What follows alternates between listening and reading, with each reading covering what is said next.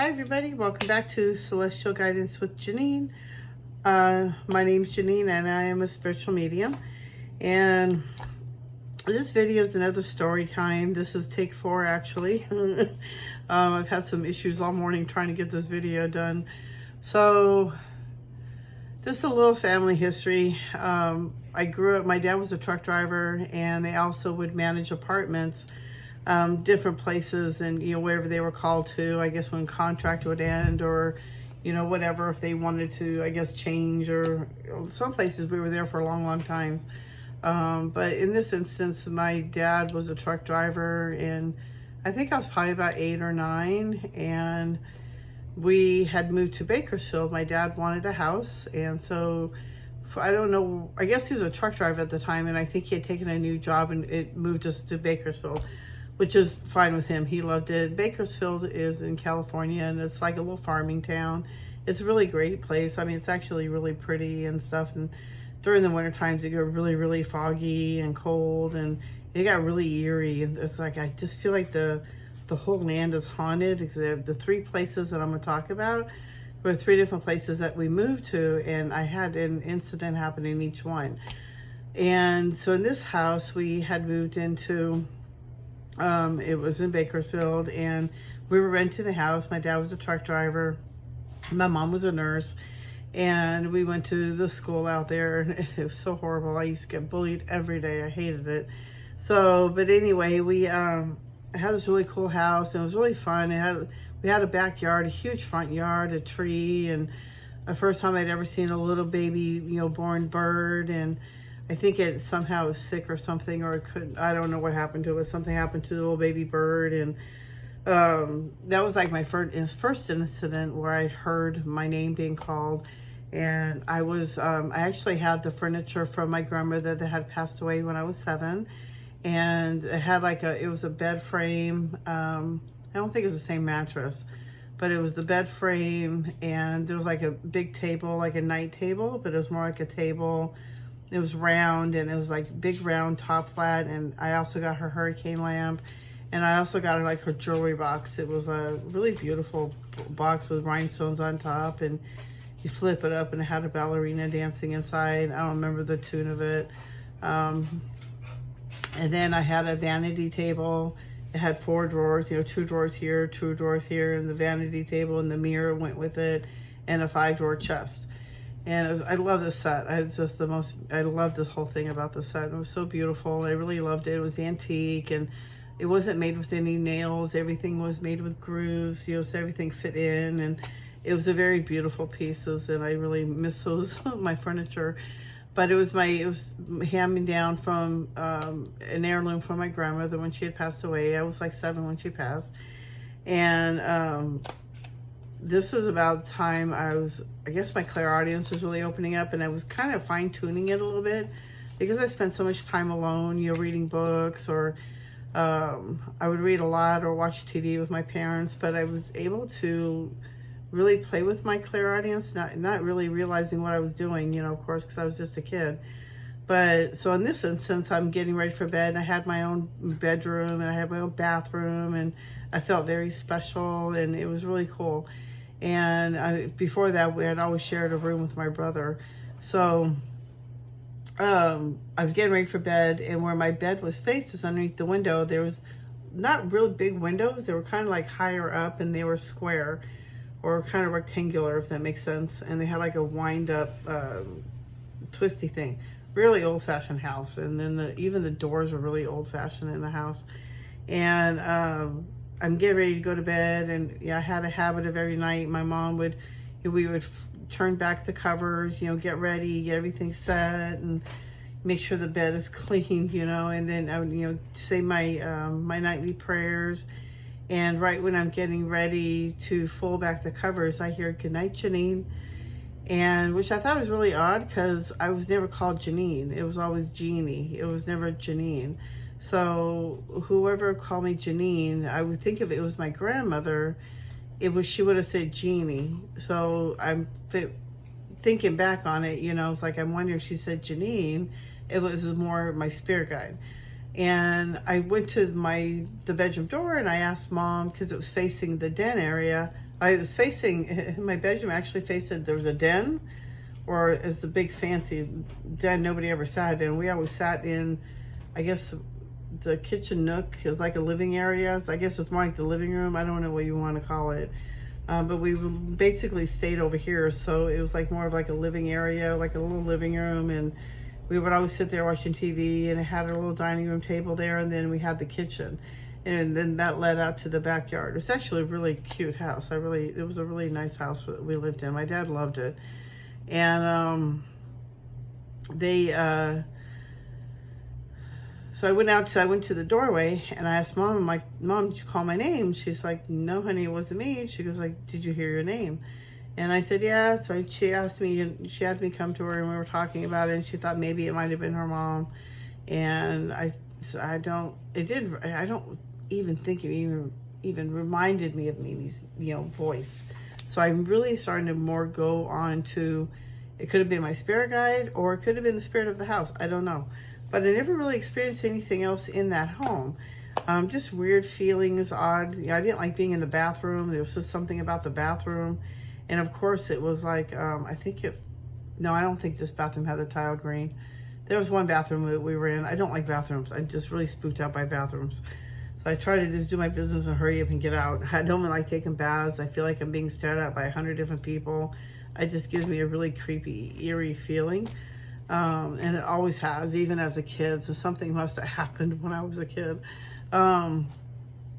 So I heard my name and I heard goodnight and never did find out what happened.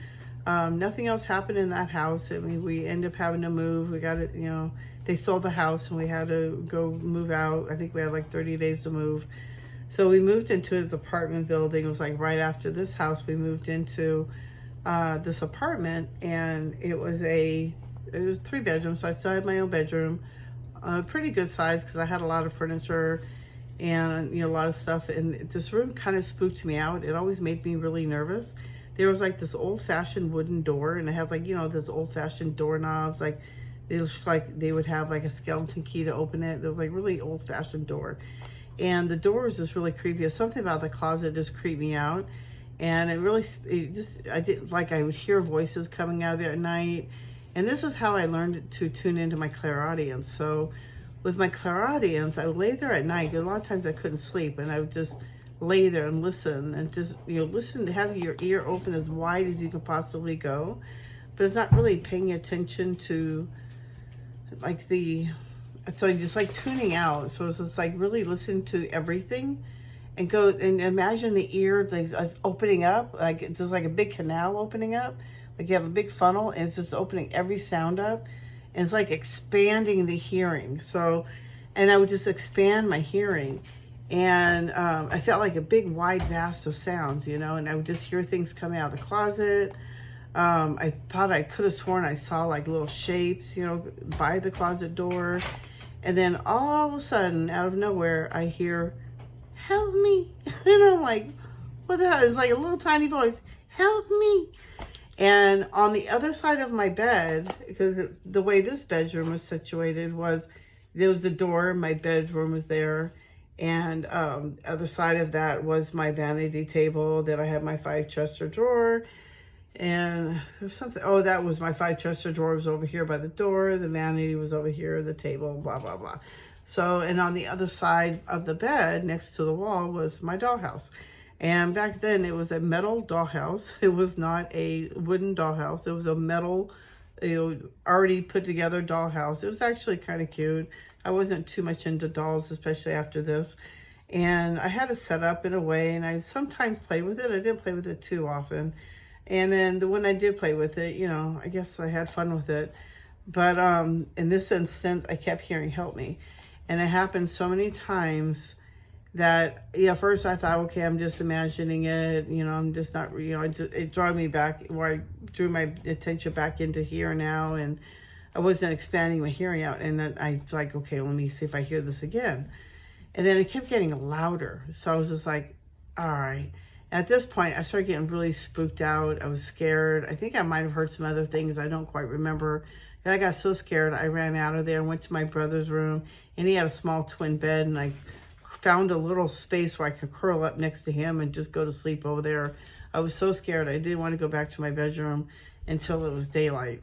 And I woke up before he did, thank God, and I went back to the room, kind of tiptoed in, didn't hear anything, laid down, and I was so spooked out. And I actually talked to my mom, and I told her that I didn't want the dollhouse anymore. I think it was like something I was growing up for it or something, and she got rid of the dollhouse for me. So, but it was just really spooked me out, so I was like, I'm done.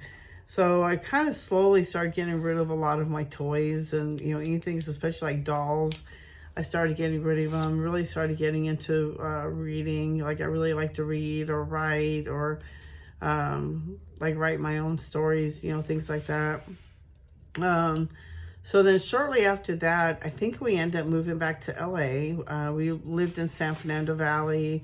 So it was like pretty much all over out there. And I think we moved back, I think we moved to the Reseda Virgin area over there. And we had, we stayed out here for a little bit. And then I would have some little weird things here and there, but, nothing really major. I could totally write it off, as a skeptic. And, it could have been something else. So I'm not even going to talk about those. So we ended up at another point in time when we moved back to Bakersfield. I was around 14 years old. And my parents were apartment managers for a huge complex. And it was like a house in the middle. In the front of this house, this was our house.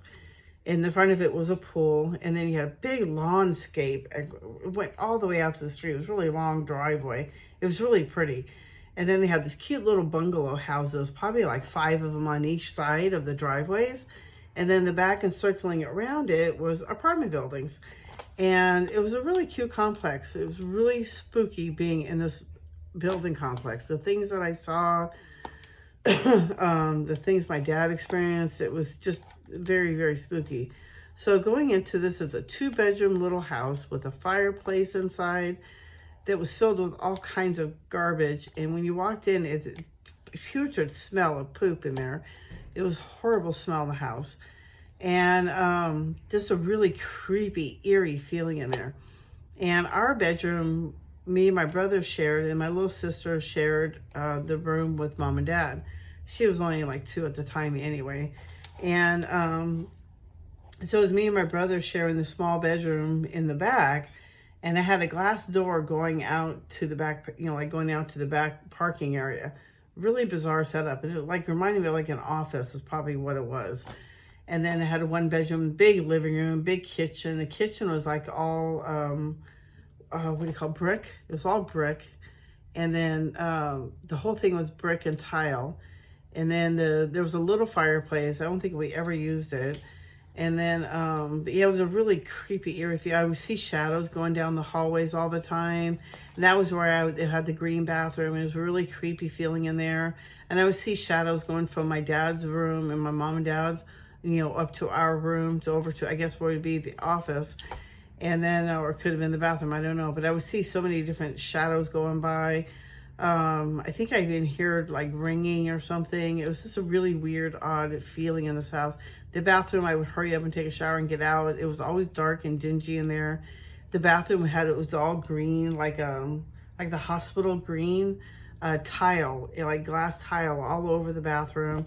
It was just a really heavy feeling in there. I didn't like the bathroom at all. And then in the garage, the house where I had my experience, it was so, actually, that house was so spooky. I have another story to go with this house. I had so many different things happen to me in the house. It spooked me out so bad. So there was one time my dad was going to convert part of the garage into a bedroom for me so I could have my own room.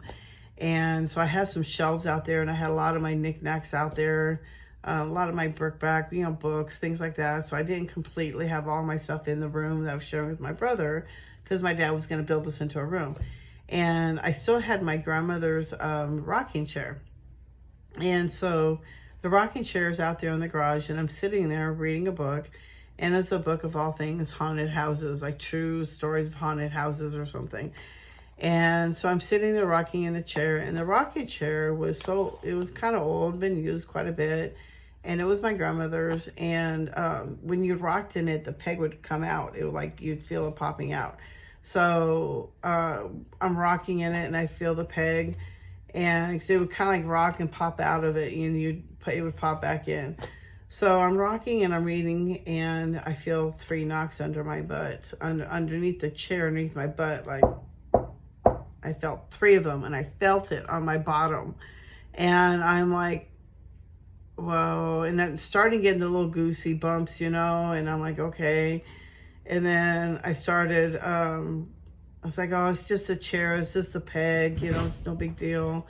So I continue rocking again, and I'm continue reading, and, trying to see if it's going to happen again. Not really paying attention to what I'm reading, but just continue rocking, and I'm reading. And I get it again, 3 more knocks. And I'm like, okay. At that point, all the hackles are starting to go up, and I could feel the hairs in the back of my neck going up, and I got the goosebumps, and then I could feel like something's coming up behind me, or something is right behind me.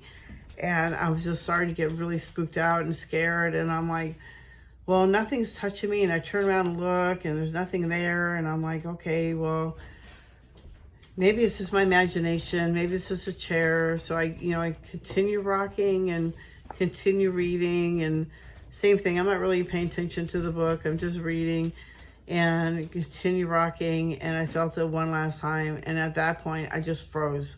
I was so scared. I almost started shaking. All the hackles were up. All the goosebumps were up. I had all the little hairs on the back of your neck were just all the way up. Like I had goosebumps all the way down. And I was so scared that this thing was going to grab me or touch me or do something. I was so spooked out. And I was so scared if I should jump up and run, like I didn't know what to do. Like, what do you do? And I'm like 14. I don't know how to deal with this stuff, So I was so scared. And then I get up. I just got the nerve. I'm like, okay, on the count of 3, you're going to book it. So on the count of 3, I ran for it. I got to the door. I got to it. I opened the door. I ran through. And I was safe. And I don't know why I always felt I was safe, like it wouldn't come past the door. I don't know why I would think that, but I never felt like I got affected inside the house. It was only in the garage. It was only something with the garage. And so that was like really, it's so spooky. I wouldn't even go out there anymore. Actually, I think I grabbed a few things that I wanted right away because I was never going to be moving in there. And I grabbed stuff that I wanted to bring in with me. And so I think I even had my dresser out there. So we moved my dresser in and all my little knick-knack stuff. And yeah, I could started turning into the bedroom and everyone back out there. My mom we'd had my bike out there because I had to walk 3 miles to school. So my dad got me a 10-speed to get me to school. And it was a cherry apple red. I was so proud of this thing. It was like first big girl bike, and it wasn't like a training wheel or a Schwinn. It was like a 10-speed. It was like, it made me feel so good, and I was so proud. And my dad had punched my name into it, so it was like if I got stolen, my name was on it. And so I would ride myself to school. And there was one morning got up really early, and I went towards I went to make some toast, and I went to go towards the garage door, and all of a sudden the door just starts shaking violently, and the doorknob is jiggling back and forth like someone's trying to get in, and it's going and it's shaking, and I'm like, I backed up. I was so scared. I started shaking. I didn't know if somebody was trying to get in or if somebody was trying to break in, and so I backed up from the door, and as I backing up, everything stopped. The door jiggling stopped, the knocking, the banging, the door shaking back and forth. It just stopped. And so I'm looking towards mom and dad, like, should I wake them up? Should I go get them? Like, what should I do? And then, and I was like, I got to get my bike. I got to get my bike to go to school. And I went towards the garage so I can go get my bike at this point, so I can get, so I can get ready. And I walked towards the garage door again, the door, and it starts doing it again, the jiggling, the door like being like someone shaking it, back and forth like someone's trying to break in. And I just got so spooked. I actually walked to school that day, came home, told my mom what happened, and asked her if they can please bring my bike, chain it up out front because I'm never stepping foot back out into that garage again. There was something so spooky about that garage. Something was out there. And I remember there was like always this huge bug infestation out there. Only out there, never in the house. It was only out there. Like there was one time out there, the cockroaches fly. And like they jump and fly. And my mom was petrified of cockroaches, which is where I get them from, I'm sure. But she went out there one day. We had such a bad infestation out there, and she had to do the laundry, and our washer and dryer was out there. And she went out there one day with a can of Raid in one hand and a hammer with the other.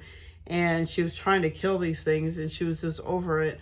And she came running back in. She said there was just too many of them, and they started flying, and she hates them. And I guess one got in her hair or something, and it freaked her out. And yeah, so Mom had some issues with that garage too. It was something about that house. It was just something not right about that middle house. Something happened in that garage. Not a good feeling. It was very spooky, especially that feeling I got sitting behind me. You know, that energy of something standing right there. It was just very, very spooky. So anyway, that was my stories of Bakersfield, living out there. What do you think? Do you think Bakersfield is haunted? Is it me? Is it the furniture? It could be all of the above. But it felt like every time we moved out there, every time we lived out there, even no matter what place I lived in, I had an experience. And it was only those 3 times that I can recall that, that we lived out there. But I'm pretty sure that was the only places we ever lived, and out there in Bakersfield. But it's something about the land out there, and every time I do go out there, there's an off feeling to me. And I think it's just, every city has a different feeling to me. But this one, it just feels a little eerie. I guess maybe because of all the stuff that's happened out there. You have back in the days, back in the 1800s, 1700s, cowboy Indian days. I just feel like something happened out there long ago, and there's just this heavy energy out there. But it's a good farming land. That's where they get our cotton from. It's growing. And I remember driving up through there, going on the Highway 14, and there was a grapevine or something. And they had cotton fields growing where all the cotton was growing on all the vines. And Mom couldn't believe she ever saw such a thing. She jumped out of the car and she would take clippings of it, and she was just so mesmerized how we would grow cotton. And I remember her taking it home, and there was a seed in the middle, and she's like, they had to get the seed out so that we could actually use it. But it was my first experience of, experiencing nature at its finest, and how things are grown, and, what's grown out there. And we got to, enjoy some of the, some of what they grow out there. So it's really fascinating, and it was fun. I had some good memories out there too. Not all of it was spooky. Those are the only times I really remember anything really crazy happening or spooky happening. And then shortly after that house, we did move. And there was a bunch of different nationalities out there. So I think that played a lot of it on, what they would do back then, because the things my dad would find in the houses was pretty gory. But I think it's just different nationalities and how people live and how people would eat. And I think that played a big part on the energy on that land as well. But anyway, I hope you enjoy the stories. Those are my little experiences that I dealt with growing up, psychic wise, and the energies that I feel. And that's how I'm a hypersensitive person, is what they call it. HSP, just a highly sensitive. And I think that's because of being electrocuted at such a young age. And, that is what I think gives me that being the hypersensitive, that makes me sensitive to energy, I guess. I don't know how else to explain it. So I'm sorry if I wasn't keeping my eyes straight. It's so hard to focus when I'm trying to remember the stories. And when I'm staring at myself, it doesn't really help. But I hope you enjoy the stories, and I hope you enjoy my next one, my next video, my next psychic experiences or stories from my childhood. I don't know what I'm going to call this, but probably like something Bakersfield being haunted or something. Or is Bakersfield haunted? Maybe that would be a good one. Okay. I hope you enjoy it. I hope you like. I hope you hit that thumbs up. That would really helps me out. And subscribe if you like, please. And be on the lookout for my other video for the pick a card reading. And I hope to see you guys next time. And I will I'm sending you all white light and love. That's what I'm going to say. Sending you all white and love. Thank you so much for stopping by. Bye.